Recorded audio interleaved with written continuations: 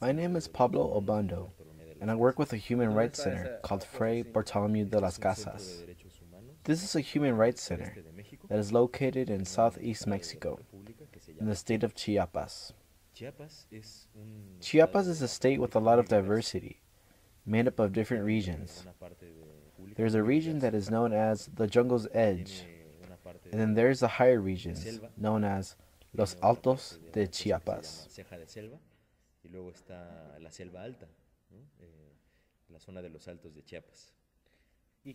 What's the main mission of your organization? The promotion and the defense of human rights in Chiapas, and the promotion and defense of the rights of our pueblos. Our mission is to fight so that the rights of our pueblos are respected.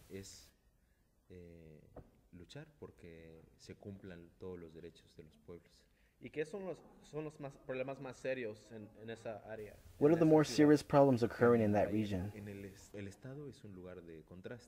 Chiapas is a place of contrasts. It is very culturally rich, materially rich, but this contrasts with the economic poverty. There's cultural richness that contrasts with material poverty and the lack of food. There are also problems with torture, displacement, and land. These are the problems in our state that we try to address.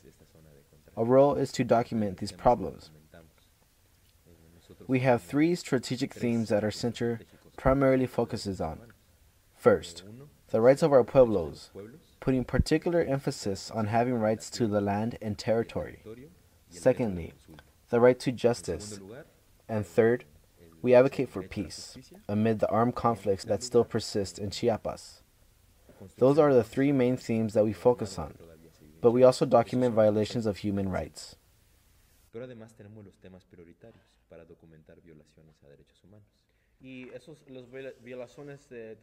Do cases of human rights violations occur frequently? We attend to approximately 800 cases of human rights violations per year. Can you talk about one case, of a woman perhaps? Describe what happened to her. What did the government do to her and why?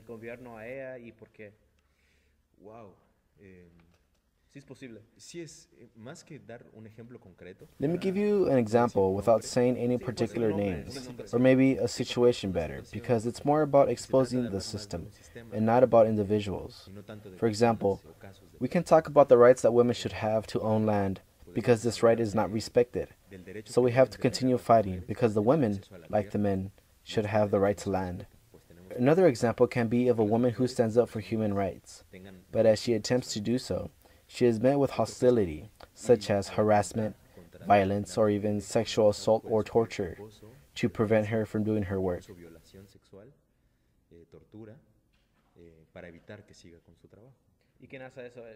Are these crimes committed by the government? In some cases, yes. It's important not to assert things before the case is well documented, before we make any affirmation. To confirm that these are violations of human rights, then the government should always be involved, but this is the reason why documenting crimes is very important.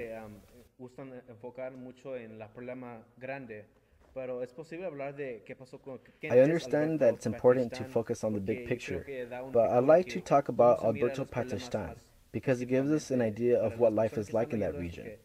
For people listening to this can understand the experiences of people living there. Who is Alberto Patestan and what happened to him? Professor Alberto Patestan is a defender of human rights. We consider him a political prisoner because he had defended the rights of prisoners. Alberto Patestan has been in prison since the year 2000, accused of a crime he did not do. We have proved that he is innocent. Alberto Patestan has been fighting all these years for his freedom, and he is not alone.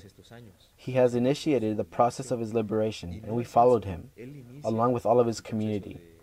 The Municipio del Bosque supports him and knows that he is innocent.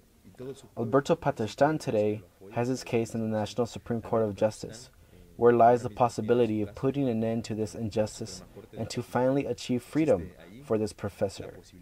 It is incredible. All the injustices that have been committed against this man, who's been in prison since the year 2000. He has spent 13 years in prison and been transferred to several prisons throughout the years.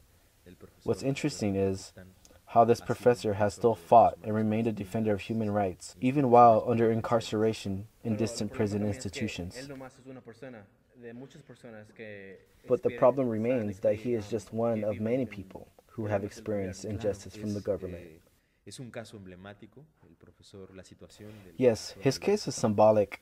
The situation of this professor is not unique. It is a case that represents the many great injustices that's committed within the Mexican prison system.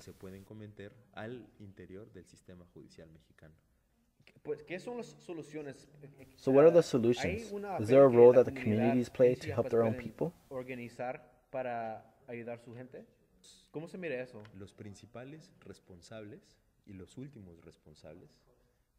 The first and last defenders of human rights are the people themselves, and in this case, the people and the communities.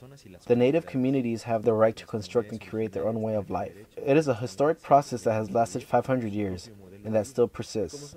But they continue looking for ways of living and exercising their right to live under their own customs.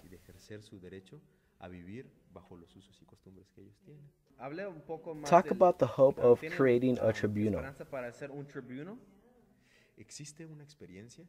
There currently exists an experience, that of Las Abejas de Actial and the survivors from the northern zone of Chiapas, which are organized community groups. They are participating in a process called the Permanent Tribunal of los Pueblos. This is a tribunal of ethics, a tribunal of morals, a tribunal where the pueblos construct their own justice.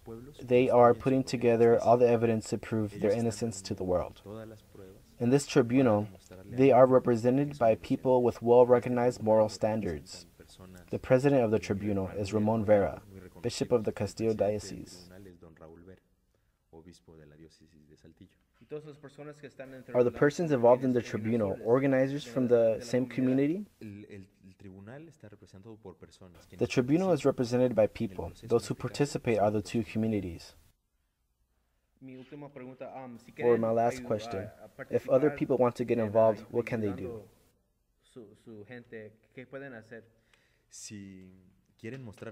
If you would like to show solidarity, we ask you to connect with the Mexican Solidarity Network. They are one of our allies here in the United States, and we also invite you to visit our website. You can participate as defenders or observers of human rights, or as volunteers, or participate directly in our political activism. So you're inviting people to go to Chiapas themselves and see the issues with their own eyes. Yes, we invite you to visit our website, www.frayba.org.mx. That's www.frayba.org.mx. There is an English version of the website there. Before the interview, Obando mentioned that political prisoner Alberto Patestan had been denied adequate medical care while in prison. He has lost 90% of his vision.